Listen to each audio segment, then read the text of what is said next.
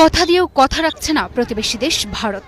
হাজারো পতাকা বৈঠক, অসংখ্য সম্মেলন, তবুও ভারতের আগ্রাসী মনোভাব রুখতে ব্যর্থ কূটনৈতিক প্রচেষ্টা। বাংলাদেশের প্রতি তাদের বিদ্বেষ যেন দিন দিন বেড়েই চলেছে। আর তাই তো থামছে না সীমান্ত হত্যা। আবারও বিএসএফ এর গুলিতে ঝরল একটি তাজা প্রাণ। তবে তাদের আগ্রাসনী মনোভাবকেও রুখে দিতে প্রস্তুত বিজিবি।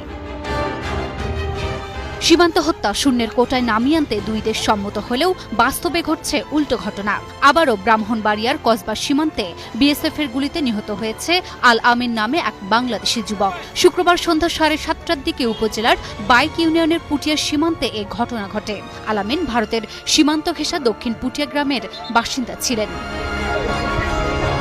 কিন্তু প্রশ্ন হলো, ভারত বাংলাদেশের মধ্যে সম্মেলন হওয়ার পরও কেন ভারত আবার সীমান্তে হত্যাকাণ্ড ঘটালো? বাংলাদেশি নাগরিকদের হত্যা কি ভারতের নীতি হয়ে উঠেছে? এই প্রশ্ন এখন গোটা জাতির।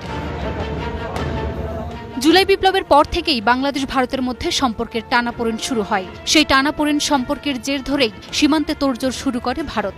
কিন্তু বিজিবিও এবার ছাড় দেওয়ার মতো পাত্র নয়। কণ্ঠরোধ করে দিয়েছিল বিএসএফ এর। বিজিবির কঠোর